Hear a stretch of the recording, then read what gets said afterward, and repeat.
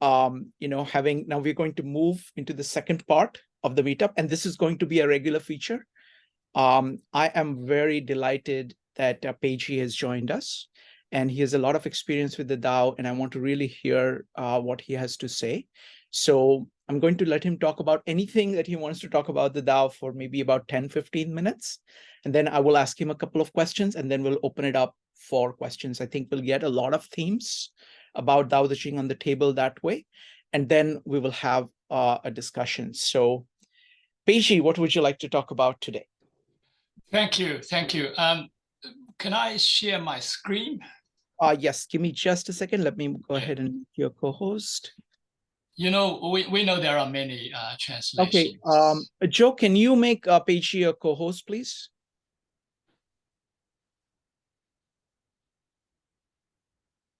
Yes, go ahead, Peigee.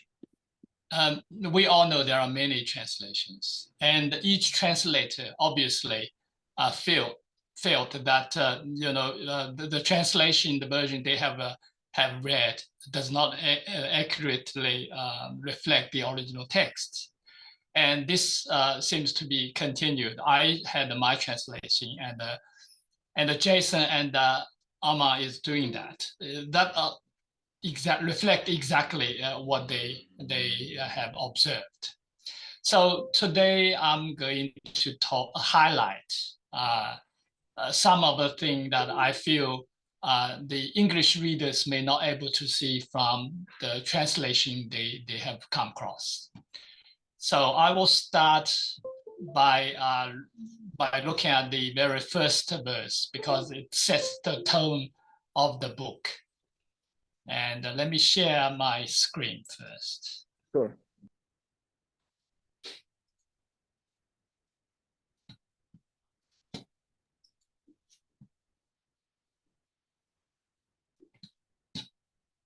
I hope you can see my screen here. Just a second. We were seeing it. Now it has changed to the Zoom. We can see only Zoom. Yeah. Can you click? Let me go for something else.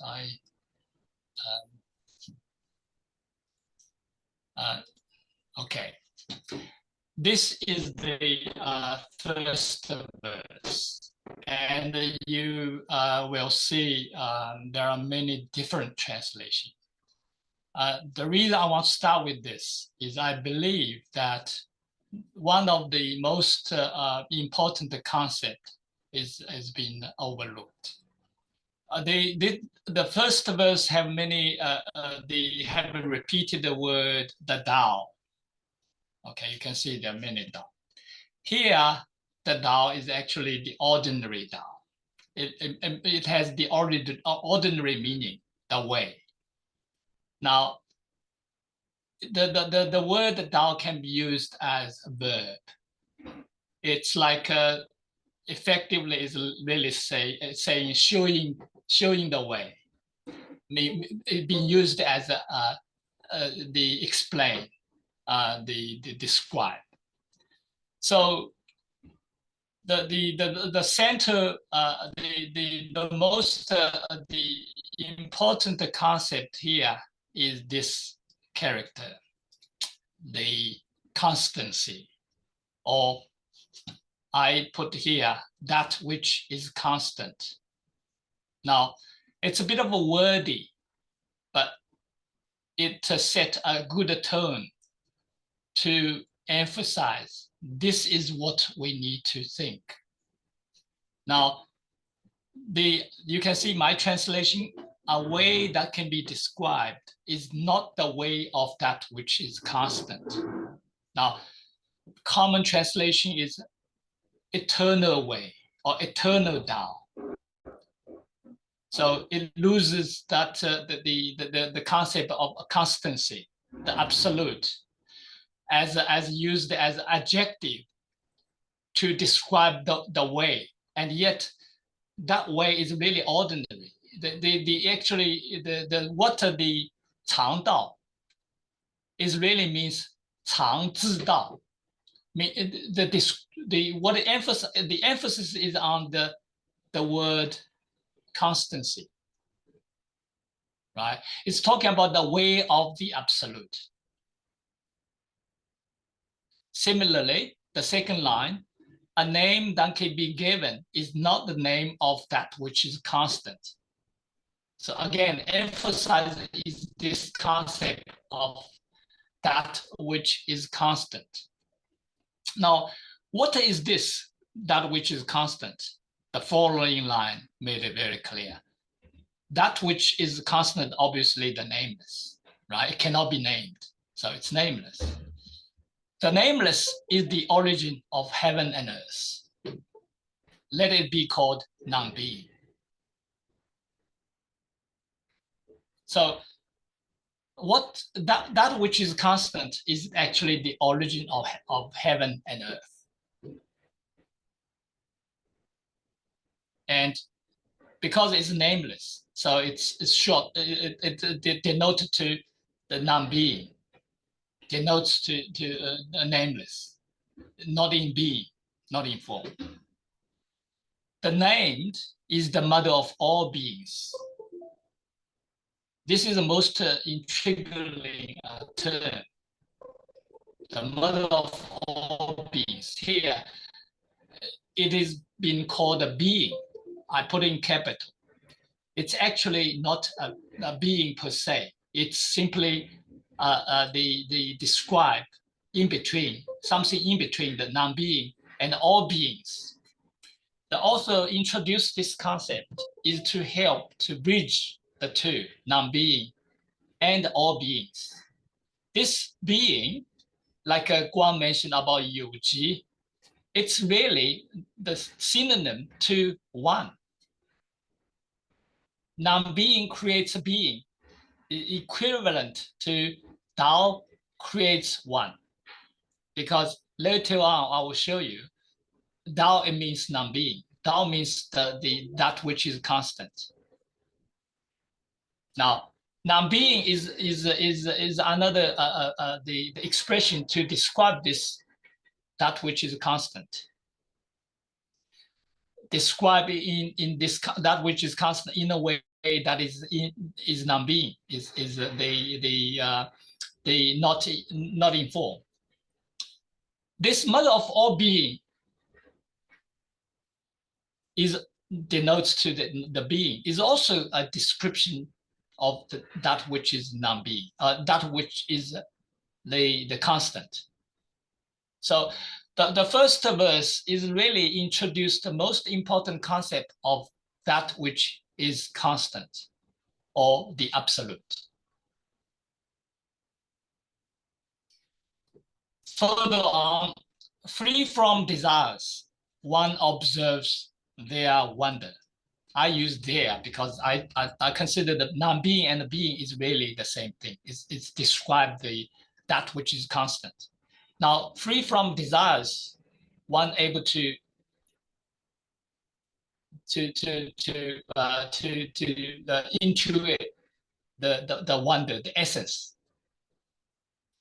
not in their forms. With desires, one observes their manifestations. Now, this is not a dualistic thinking or description. It is not about what is right, what is wrong, what is preferred, what is not. The author simply observing, with desires, you will see the forms, right?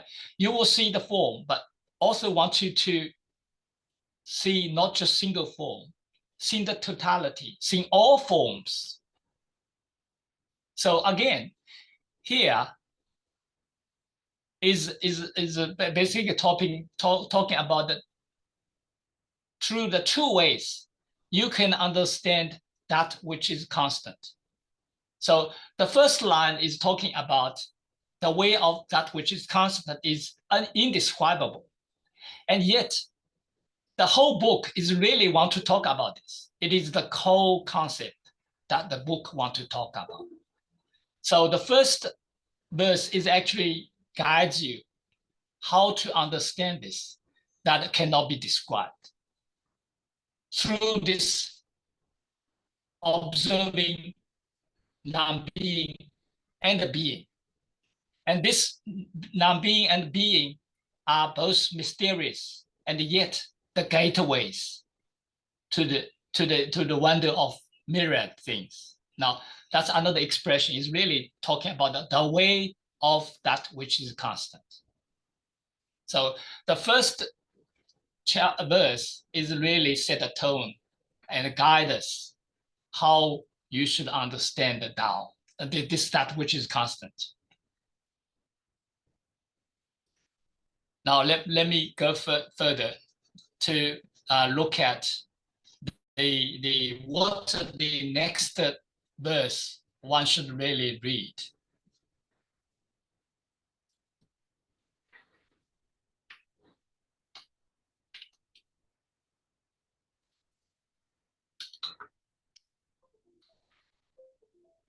Sorry,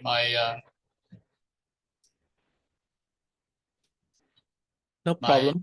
my mouse is a little bit freezed. I don't know Please what take it's it to down. do with the.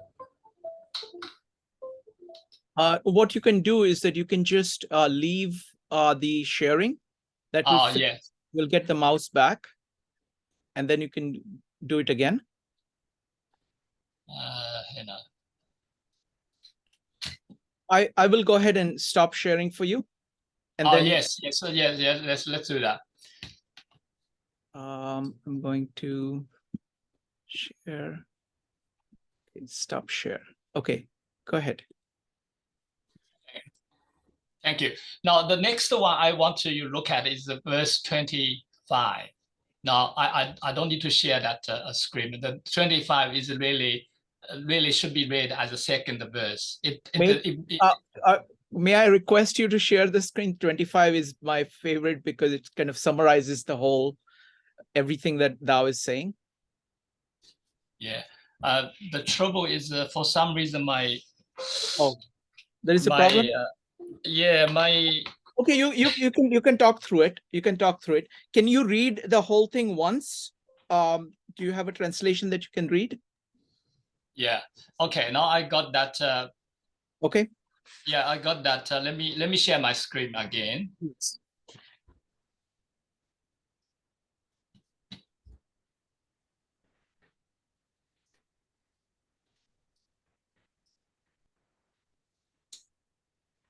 Can you see my screen? Yes. This this verse is actually define what Tao is. Now, it states that Tao is being used to refer to that which is constant, that which is always exists prior to the universe creation, before the universe is formed. And the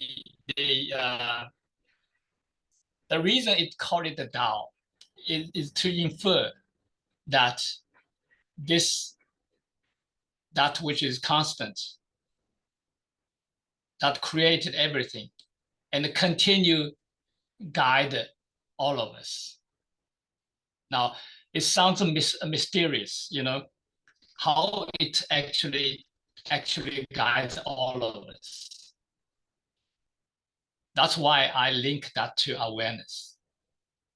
That will make us probably easier to understand. I know the definition of awareness can also be different for different people, but at least it's closer, because we know that any being cannot survive without the consciousness. So awareness, I'm talking about the pure consciousness, and it is the pure consciousness that guide us, even though we sometimes ignore that. We use our intellect more than we should. Okay, so in this verse is basically introduce the Tao, what the Tao is, and also used another word to describe it, which is a great.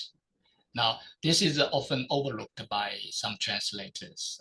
In many other verses, whenever mentioned about the great, it really means Tao. like we have seen in verse 41. The important part is well, you mentioned about the Tao is great, heaven is great, earth is great, and the king is also great. There is full greatness. Now it's worth to mention about why king is also great. Here, to me, the great is about the capacity. It's not about the importance. Everything share the same importance, but as a king, it does carry the big capacity, like a heaven, earth, not in the same level, but have that capacity greater than anything else. Now, I think the most important is the last one. It sets made it clear that the man abides by earth, and earth abides by heaven, and heaven abides by Tao, and Tao abides by its own nature. Through this, it explains the first verse, why you can understand the Tao through observing all the forms. Now, there are two gateways. The second gateway is about observing the forms and the totality to understand the absolute. Now, how you can do that? Because of this last paragraph. The observing the forms is to observing the way of the universe. By knowing the way of universe, you will know the way of the absolute, because the way of universe follows the Tao. Heaven, you can understand as a universe. Heaven is not a religious term. It's the original meaning in English, where the star is. So heaven here is really beyond the earth. Mainly is a solar system, our solar system. It have very close the importance to all the beings in Earth. It determines it basically affect the seasons, the climate, the timing. So whenever we think about anything, whether that can be successful, can be accomplished, it's usually involving three factors: the heavenly timing that is really up to the heaven, the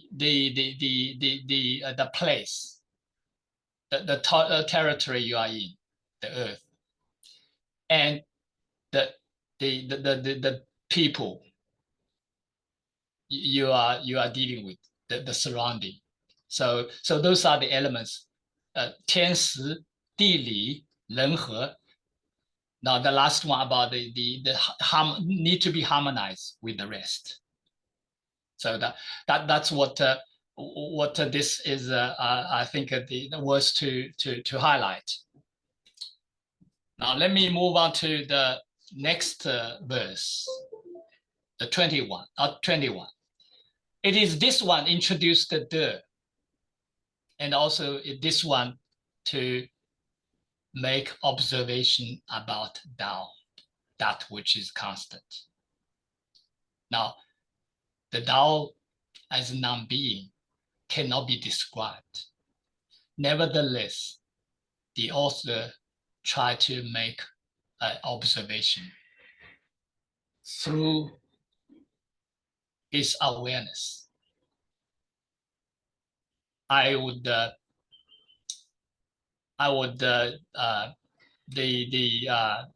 speculate that Tao, the author, was meditating, and what he's written is really come from his awareness.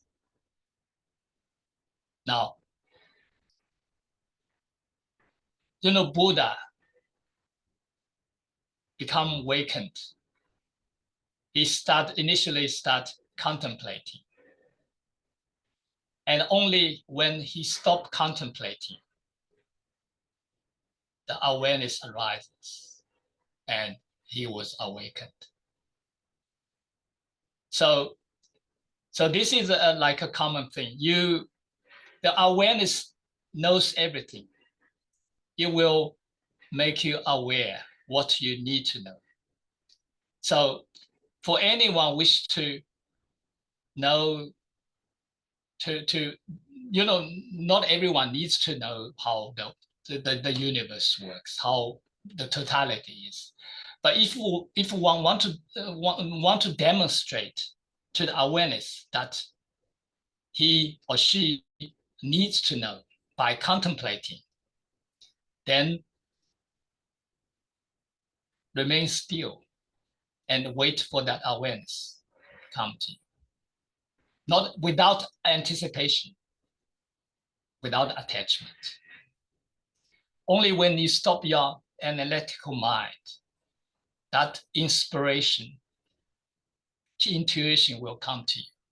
And that's what I speculate. What is written here is how the author have realized.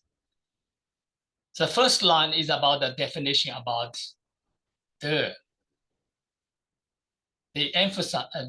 I got a feeling that the term "the" is predated to the book. Author simply borrowed that term and give it a bit of new definition. You want to emphasize that the is really about the connectedness to Tao. Now, Tao is the absolute, is the pure consciousness existing everywhere, in every beings. The reflect individuals' state of awareness, the connectedness to Tao. Because we, as a human, we got a role to play, and we have intellect, the faculty we will use to play our role, live our life. And this intellect serves that purpose. But one should always remember the Tao is the real host, and it should be guided by Tao. And your level of pure consciousness or state of awareness will shape your life.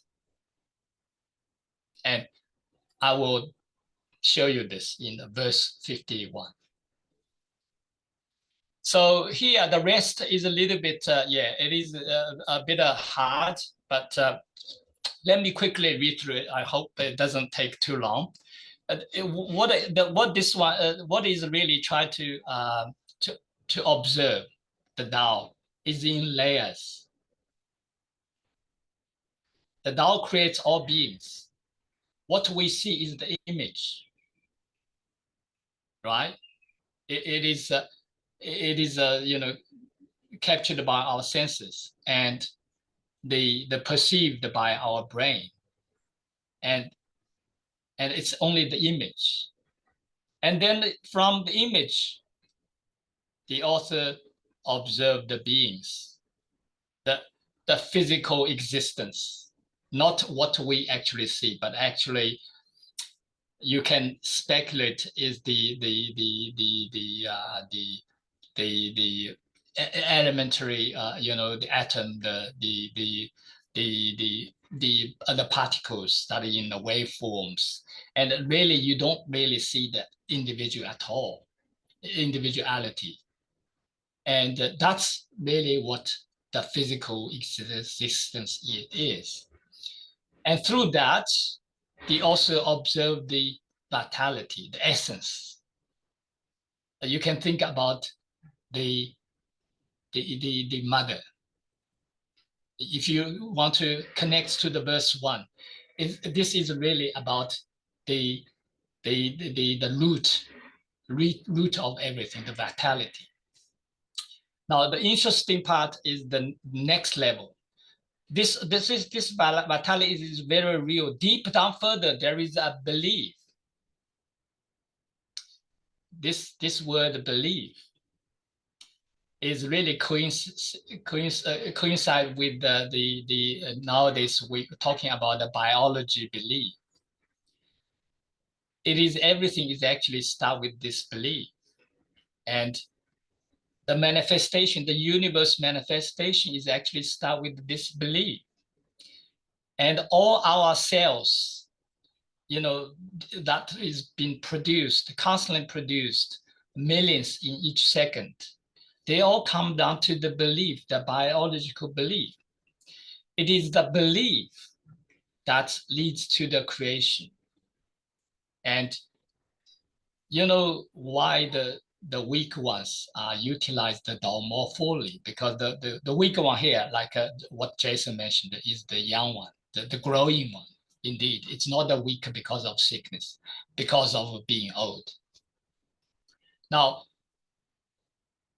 we can all see that when you don't have confidence, when you don't have a belief, you will fail at the very beginning. When you think you are there already, you have nothing to grow. You, at that point of time, the moment, you are not along with the Tao. You are declining, you are aging, and you will perish before long. So it does not necessarily have to tie that to the age, but in reality, when you're aging, you start to, you ignore your awareness more. You engage in your the mind, analytical mind more, because why? You have accumulated experience, life experience. They are the data which you want to utilize. You want to predict, foretell. You have the desire you want to utilize because you want to know more than you need to know. So you start engaging the intellect more and more. So you start to ignoring your awareness.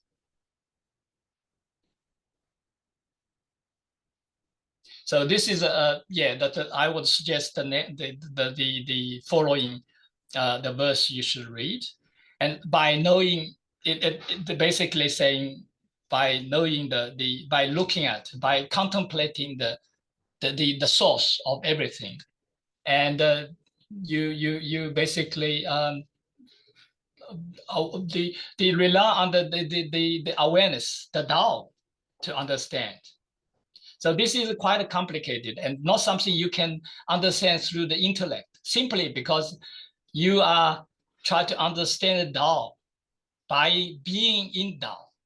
So you try to observe something which is really the observer. So you cannot achieve this by reading the book alone, because it cannot be understood through the intellect. So like we mentioned many times, this book is the finger point to the moon, the map point to the truth. You cannot directly acquire the truth by simply reading this. It has to resonate to your awareness. It needs to be understood, resonates through your awareness. Only then you will have no doubts. Peigee, this is wonderful. Shall we stop there? Now, what I recommend is that, Peigee, you've put a lot on the table, and I want to give an opportunity for everybody to interact with it. We can continue, let's continue what you were planning to say next Tuesday, but I want to give an opportunity of people to just ask questions. I want people to just ask questions because, Peigee has put a lot on the table, and I want people to, ask questions about what he has said about the Tao. All right. So Peigee, if you could stop sharing the screen. Okay. Okay. All right. So folks, only questions, because I want to give a chance for people to ask questions to Peigee. Go ahead and type an exclamation mark or raise your hand in Zoom. Only questions at this point. Let's see. So Peigee, Bill was asking, this book, is it available online, or how do you get it, or can you buy it? Can you explain firstly? What's the title? Thank you. title of I the will book? share the link. It's not published yet, but I'm very happy for people to read about it. It's in my Google Drive, like what Jason did. Yes. And I will share the link shortly. Wonderful. All right. So now, folks, questions. We're going to start with Nick, followed by Quan. Nick. Yeah, thanks. It may be helpful if PG can share the screen for verse 25. Verse 25. Okay. Yeah, Peigee, could you go ahead and share verse 25? I have a question on that. Oh, yeah. Okay. Firstly, let me share the link. Sure. Through that, you can also see Oh, for yeah. yourself. Perfect. Perfect. And I will start sharing again. Yes. Yeah, as you said, this is the key passage. So I want to make sure I'm on the same page. And also, you know, Bill asked a question in the chat also on this, which is, you know, he listed the Tao, the heaven, the earth, and the king. And I just want to ask whether any other translations have a different Let's keep other word. translation aside. You know what, Nick? There are like plenty of ways in which instead of king, people have said man. They've all kinds of things are there. I will put a link in the chat where you can compare like 9 different translations side by side. But do you have any question about Peigee's translation of 25? Yeah, my question is you know, why do you think the king is what he meant when some other version would say the man? Wonderful, thank you. Go ahead, Peigee. Thank you. Can you hear me? Yes. Okay. It is a good question. The word king here is simply reflect the original text in a 1B version, the original version.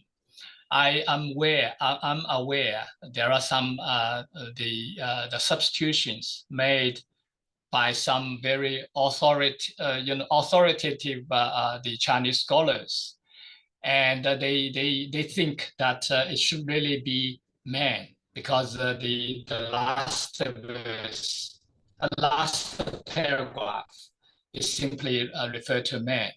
It seems to be the politically more correct in a contemporary term. But I actually, I initially also followed that line, try to translate as a man, like some of the translation. But I feel I will need to be more faithful. If I'm choosing that, the version of the Chinese version, then I stick to it, unless I have sufficient reason to alter it, like I did only in one particular character. I have substituted because I feel the original one does not make sense. But here, king is also great. It makes sense. As a leader, it has the capacity. And in fact, the book is really, like Jason mentioned, is aiming for the leaders. Now, why is that? Because the author made it very clear. The universe is perfect. And everyone plays its role. And no one needs to be changed. But why still writing this? It is the teaching to the rulers. It asks rulers to refrain from your desire to interfere, leave people alone. They have Dao within them. They have consciousness within them. Don't interfere the nature. Now, I know the people will think That's impractical. That is utopia, and the reason that the book has been 1,000 years and nobody followed, it's just to prove that it's impractical and it's simply unnatural. I would comment to this. The humanity still very short.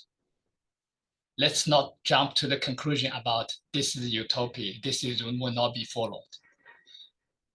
In fact, look at the trajectory, what the path that humanity has been through. I have confidence humanity will follow what is being described here. Otherwise, there is a chance that human will be extincted, will lead to extinction. But I don't think it will happen because we have the Tao within us. We have the capacity to alter the course. After catastrophic calamity, one after another, when we realized we are in the path to extinction, we will change the course. We will say the only way out is to follow our awareness. And this book is just one of them pointed out.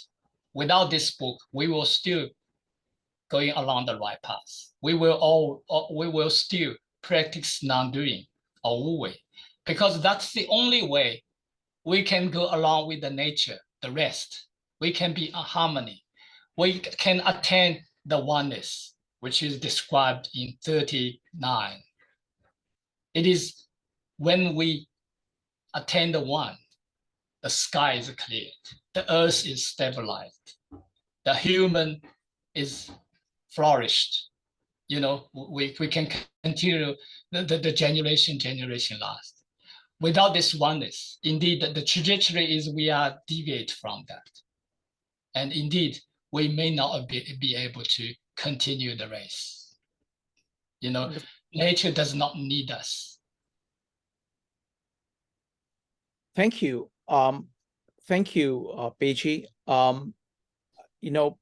So firstly, let's go with Quan first, then me, and then Joe. Quan, I know you have a tremendous amount of experience with this material. So if you would like to make any comments and then ask questions, you're welcome to do that. Go ahead. Thank you. Shall I stop the sharing? Sorry. Yes, if you could. Thank you. First, I want to say to Peigee that I'm immensely grateful to him, because I have more or less the same reflection than him, and I have to say that everything he said in the last 20 minutes enlightened me a lot on certain articulation of the understanding that was not completely 100%, but after having listened to him, now I dare say that it's 100% in my mind. Right, I often use a Greek terminology because I'm a lover of Plato, but I'm quite sure that it's the same teaching. When Plato wanted to create the republics, it's the same idea that the king or the king man or the true man, okay, the Cheng Ran in Chinese. I understand that some authors, authoritative authors, according to UPG, that prefer man to king, because precisely a true man is a king. Okay, he doesn't need to be a king in a kingdom, but to the eyes of nature and to the eyes of the Tao, he is a king. So and it is absolutely the way, and I believe in it, because there is, of course, I would say I am optimist that humanity will go to that direction, even if there is a lot of problem now. But we all need to become kings. So that is the natural and spontaneous journey of all mankind, to be truly man, like what the Dao De Jing meant by man or king. And I think that the Upanishad had the same teaching with other words. So when you said, I would like to ask a question. Since Yao Qi is one, Tai Chi, of course, is two, and the myriad thing created by the two basic energy poles of yin and yang would be three. So Wu Qi, would you call it zero? Okay, this is how I understand. Tai Chi is a term, is not in the book. It's later generation come to this term. To me, Tai Chi is one, the synonym. Tai Chi is being in capital. Yeah. They are all same thing. Okay. Now, Tai Chi is a unitary. It's the beginning of the manifestation. Wu Ji really means non-dual. And that would be the level of pure awareness. And that would be pure awareness. Okay. Yes. The Dao. Dao is really referring to the source, referring to the one. The actually one, you can think about it. One is in a manifested realm, and the one here is really also, it's actually Dao. It's the awareness. Yeah. Yes, awareness. Like in the Buddhist epistemology, they would say no form. So you have formless and forms. Tai Chi would be the first step of form, and Wu Chi would be formlessness. Now, let me, that's I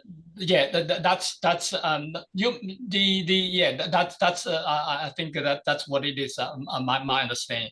I just want to comment about, you mentioned about. I lost memory. Let me share a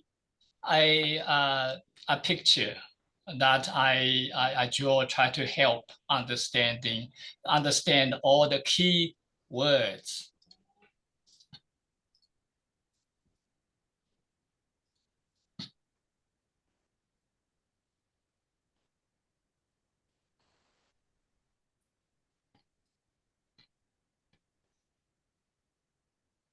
Can you see that? Yes. This is I draw, try to help the reader to understand all the keywords. Here, the note, there can be only one absolute, that which is constant.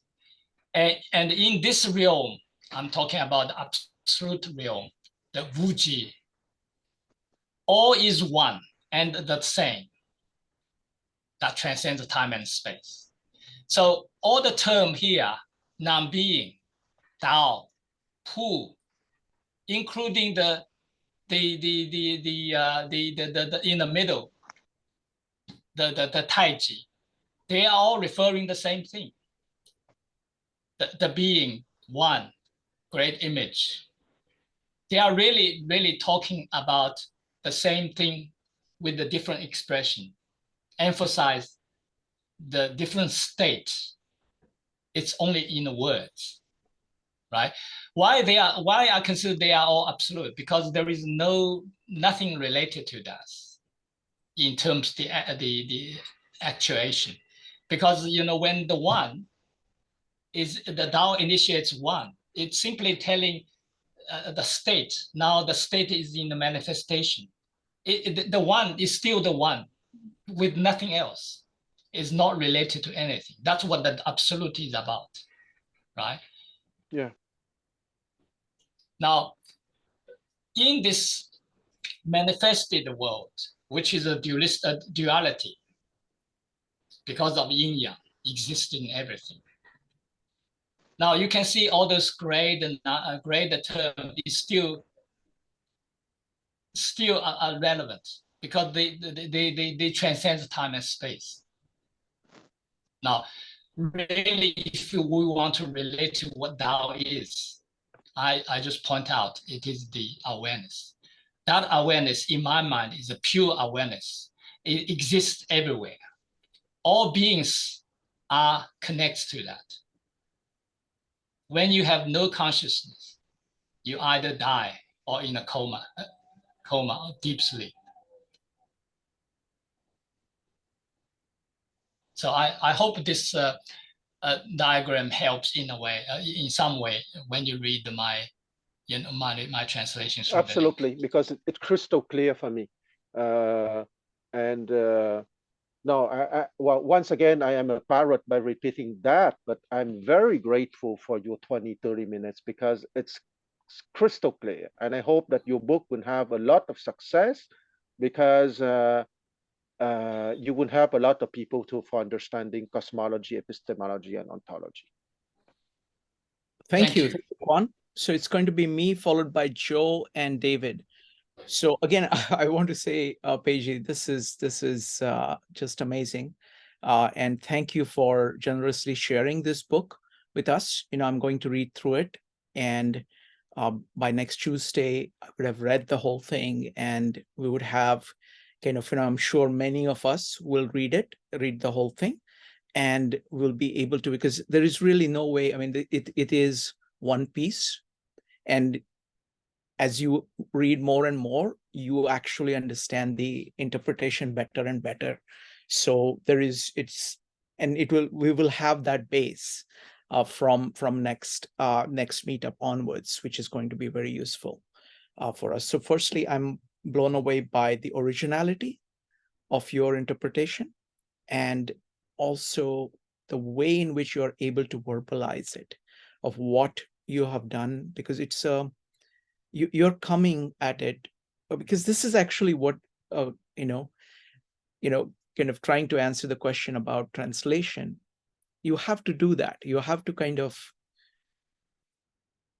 to let your spirit respond to the spirit of the book, and that forms the base on which you do all the words, because there is a spirit of the book, and that is like the spine which is running through the whole thing, and that's the water running through the book, and the words are the stones through which it is coming through to you, but there is the water running through, and you have to let yourself flow with that water.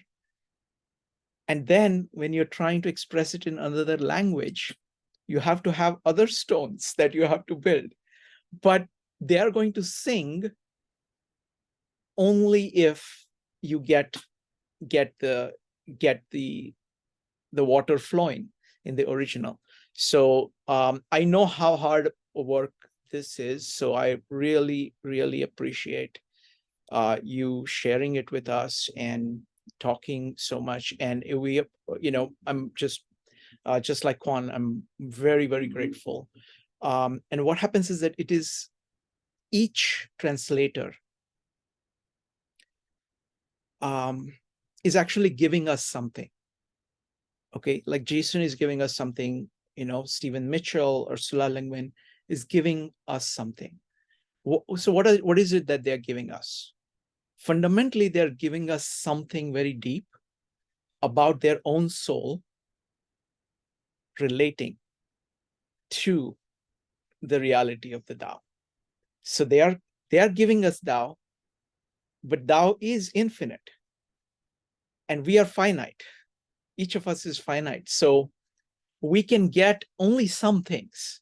But if we do, if it's a labor of love for us, and if we do as best as we can to present it to others, hopefully people understand the Tao better. People in general understand the Tao better as a result of each new translation done in the spirit of the Tao. So thank you so much. Really appreciate that. I'm going to let next up is going to be Joe, followed by David. Joe. Yeah, I mean, I also want to extend my gratitude as well, especially for the image in particular. I think that what that really provided me was this, the idea of the intangibles that exist, and that how that relates to the idea of Wu Wei kind of became a little bit more clear to me as to the importance of non-action within that framework. You know, how our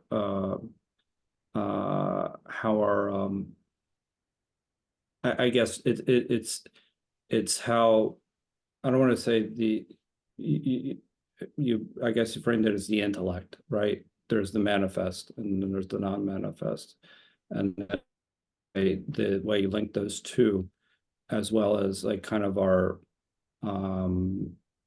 the intangible things, the feelings, the things that are deeper, that are inside us, as well as so it was more the intuition aspect of things, and how that relates to the overall idea of non-action became very clear to me when you put together that one diagram.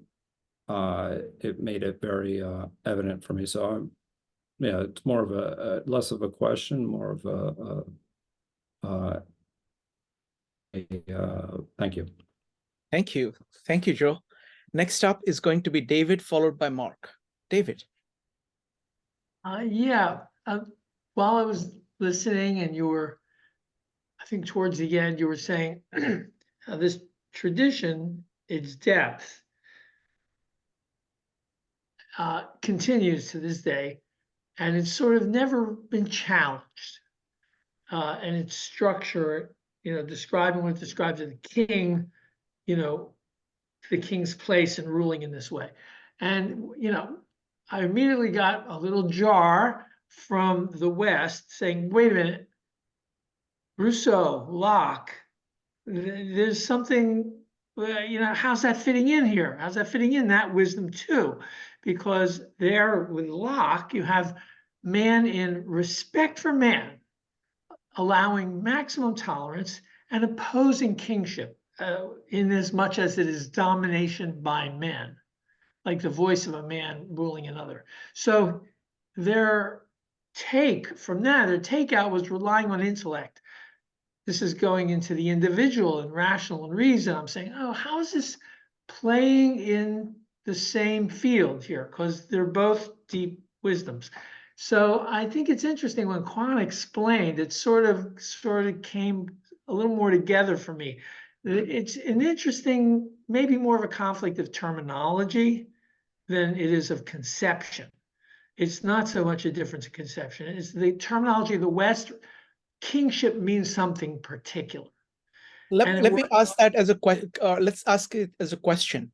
So how are the notions of kingship, or just generally the way in which West conceptualizes things, different? Yeah, well, Quan sort of answered that the individual, actually, it's the kind of leadership an individual gives themselves, the sort of kingship. So it's sort of self-sovereignty, and it's knowing and being able and ruling and non-doing in a certain way, because the reason is ruling. So it's not a conflict that intellect works. It's just standing aside and letting that be part of the flow. That fits to me in this paradigm, but I'd like to hear what they have to say. Thank you. Peigee, would you like to say so? Peigee, would you like to say something? And then Quan, whether you had raised your hand for this. Yeah.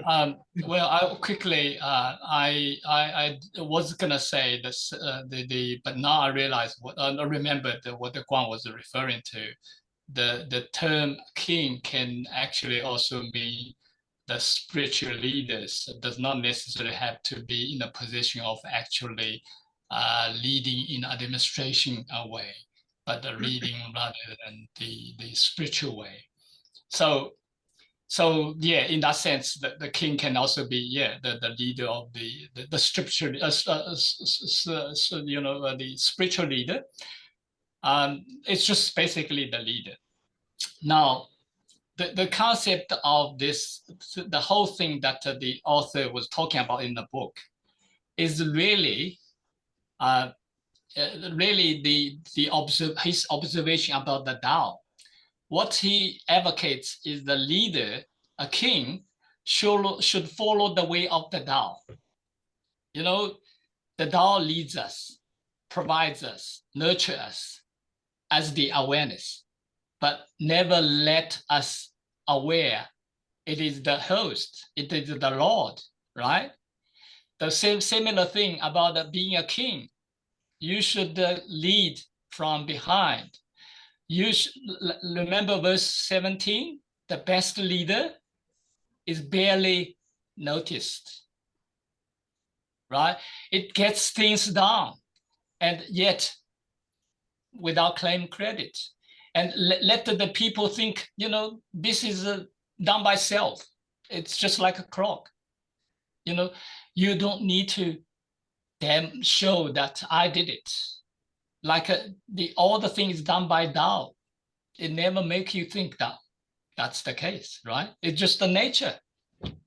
When it's Thank time to overthrow a king, you overthrow a king. Thank you, David. Let's let Quan answer. Quan, go ahead. Okay, I don't know. I put in the chat the Chinese character for king. Okay, Wang, and you have 3 horizontal line united by a 1 vertical line. So king here in the Chinese tradition is, as Peigee said, is not to be the king of others, is to be the king of yourself. And you are a king of yourself when you went into a epistemological journey that you integrate earth, man, and heaven. Okay, if you remember, I'm obsessed by the hexagram. The hexagram can be divided by 2, the lower trigrams and the upper trigrams, 1, 2, 3, 4, 5, 6. But the 6th line of the hexagram can also be divided in 3. Line 1 and 2 is earth, line 3 and 4 is man, and line 5 and 6 is heaven. So you see that man is torn between earth, between the lower trigram and the upper trigram, okay? Because our tragedy comes from the fact that we are at the same time an animal and a god. So the king is the person having journey epistemologically so that the god is driving the animal, but not that is the animal is forced, but the animal surrender to the god because he has been uplifted to heaven. So that is a king. And that king can choose to be a ruler if he wants, if the circumstances makes that the people wants him to be king, but that is a detail. What is important is that he achieve his kingship epistemologically. That is the true kingship. I stop here. Thank you, Quan. Next up is going to be Mark, Bill, and Joe. Mark.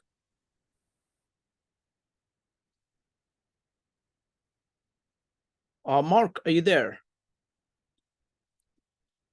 Okay. Yes, sorry about that. No problem. I want to thank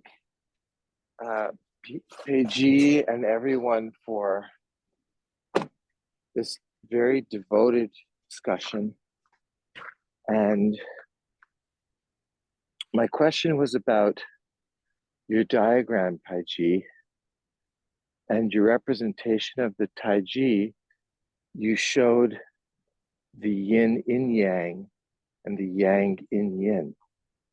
And I still feel like I would like to learn more about this sort of internal connection, if you will. Thank you.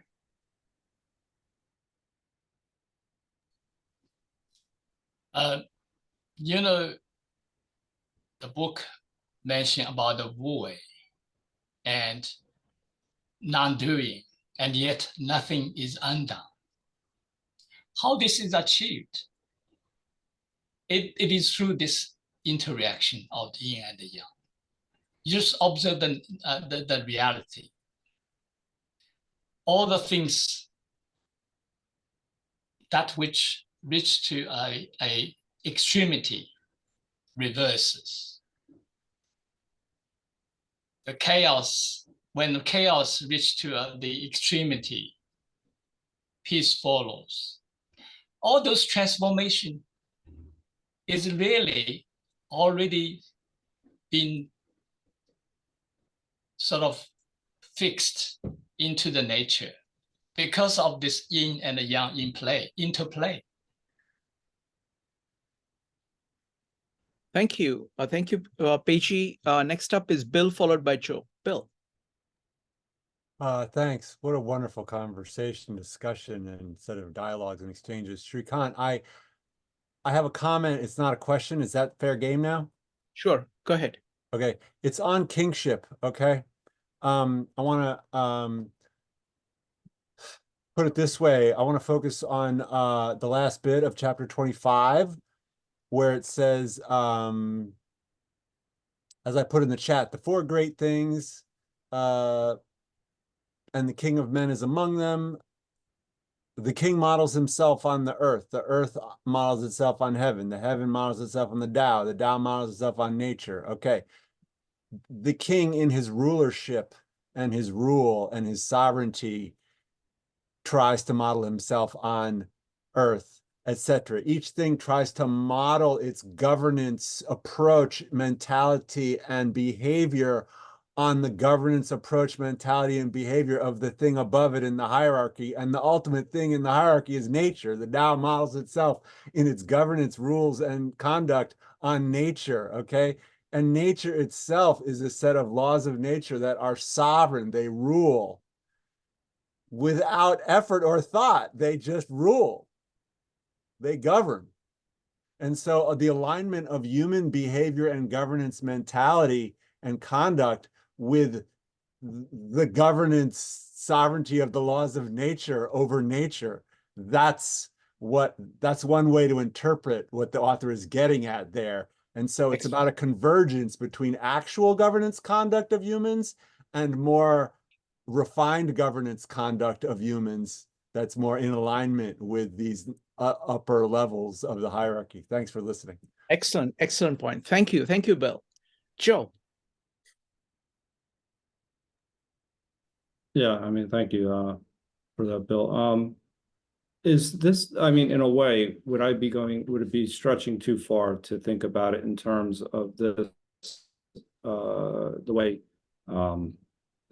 the man follows earth, earth follows the heaven, and heaven follows the Tao?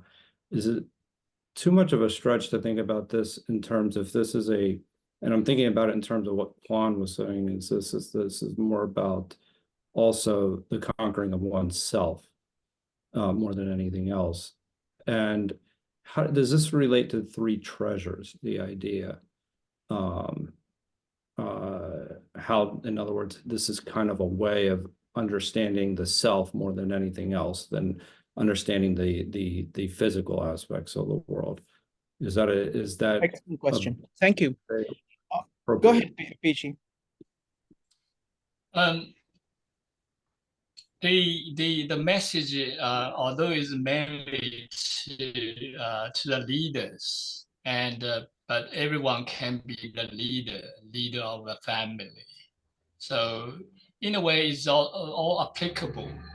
But the most important is that you don't need that book to follow the Tao, because you are the Tao. You are you got the awareness.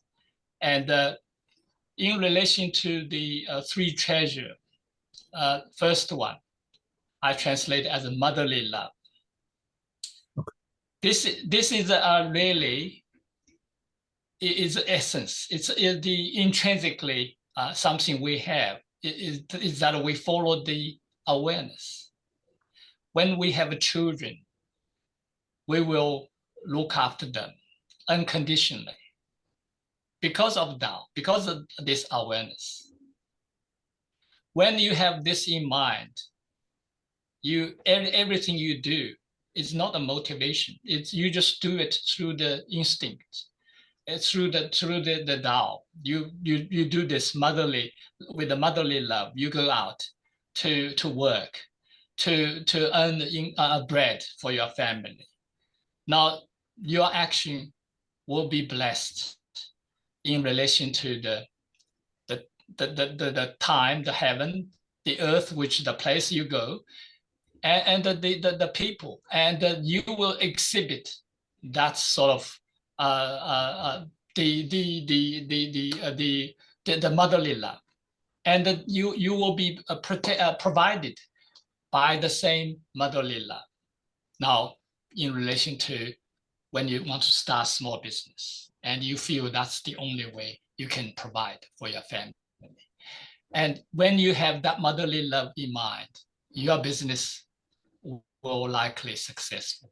And when you're doing your business, you will also have observing the customer. You will exercise the maximum about how to serve your customer, because you sense they also have motherly love. They also have something to fulfill. You will always do by benefiting not only your family, but others. And on the other hand, if you start a business, want to make more money, and that is deviate from the motherly love, the consequence will be almost, determined before you start.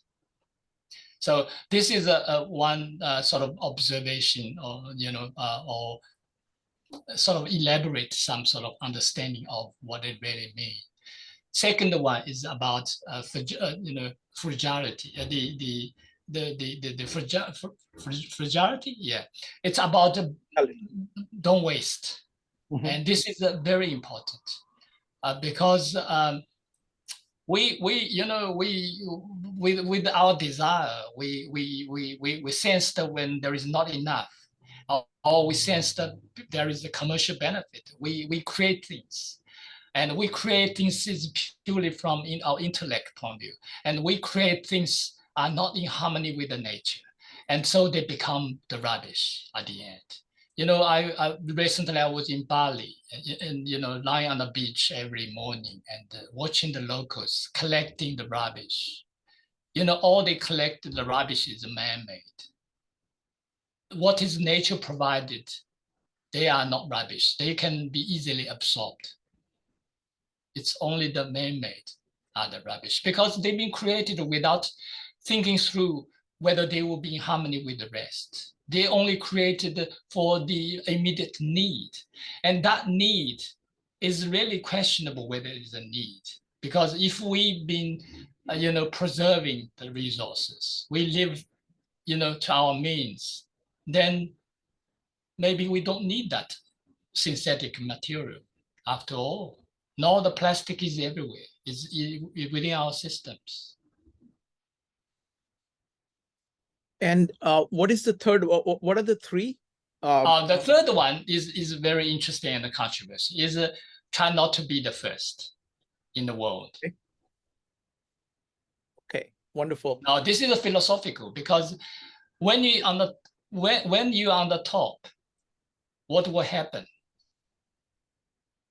You feel you done it, right? Your mindset is you are there, and as soon as you reach to that point, you are declining. The reverse, that which reached to extremity, reverse. Wonderful, thank you. Peigee, we're across. Go ahead. If you have a quick point, quick question, Joe, go ahead. You need to unmute. Yes, thank you. No, thank you, because I think that actually aligns really quick with number 17 that you were just talking about. So you have motherly love, and then third one would be like humility, essentially, and the other one would be don't waste, which is frugality, essentially. And then how that all relates to the internal transformation of a king that would actually know how to lead would encompass all three of these things. And then how that relates to what we were just talking about, how man follows earth, earth follows heaven, and that they're all this is all interconnected, correct? Thank you. Am I saying that correctly?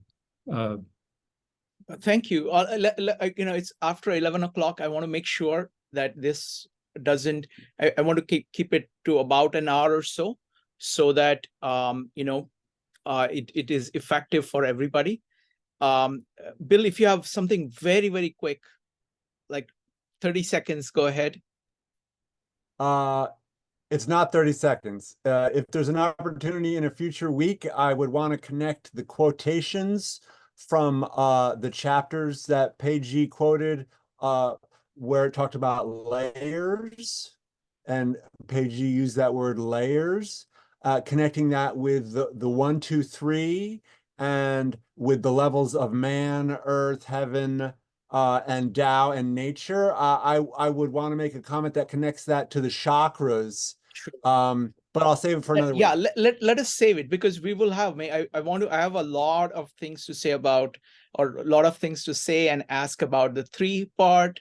I have a lot of things to say about that 4-part, thing at the end of 25, which is my absolute favorite part of the Dao De Jing, because you can hold the Dao, the entire book by that, So there is a lot more. But what I want to say, Peigee, is that isn't it really amazing, world, that you just come in, this is your second time at these, and you're just almost a standard part, you're part of this group already, and everybody is so, appreciative of you, and you clearly are enjoying it a great deal and getting a lot from all the feedback. So it's a great world, this is what kind of good people getting together can do.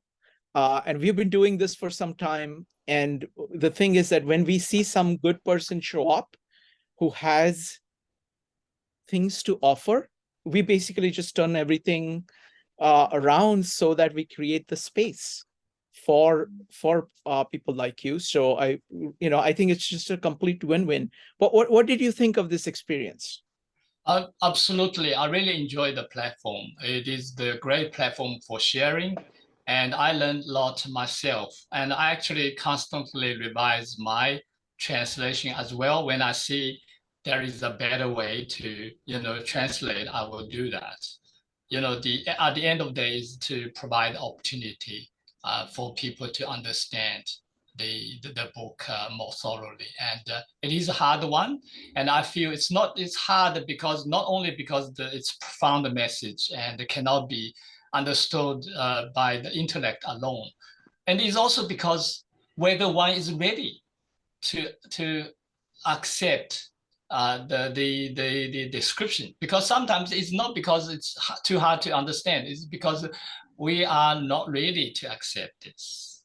Like I said, the book has not been understood by even the Taoists in the last, 2,500 years, 2,500 years, even by the native people.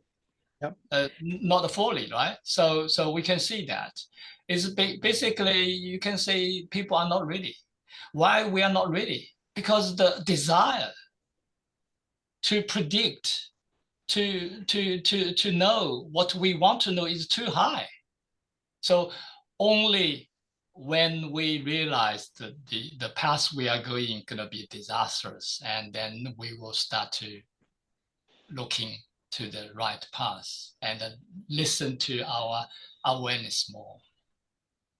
Wonderful. Thank you. Thank you very much.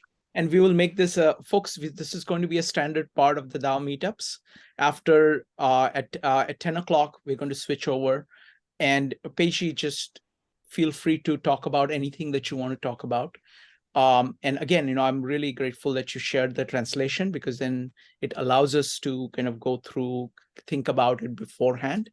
And but we look forward to be guided by you, and then we will go ahead and keep asking questions. All right, folks. So thank you very much. Thank you, everyone. I just want to tell you what's coming up. Sorry. Wednesday, Sanjay is going to be here. Tomorrow, Sanjay is going to be here. And he's going to be talking about neuroscience. It's a great series on neuroscience. On Thursdays, I'm going to do a presentation. We're experimenting with visual arts. So I'm going to do a presentation on Leonardo's Virgin on the Rocks. I've done an artistic presentation, but now I'm going to do the presentation on the meaning of the picture. So it's going to be mostly about it's a biblical picture. And I want to talk about the meaning of it and how Leonardo captures it. So it's going to be quite ambitious. On Friday, we're beginning a series on Carl Jung. This is an introductory series, why study Carl Jung? What did you get from Carl Jung? going to get the discussion started. And we used to have a really amazing series on Jung. I want to go back to that.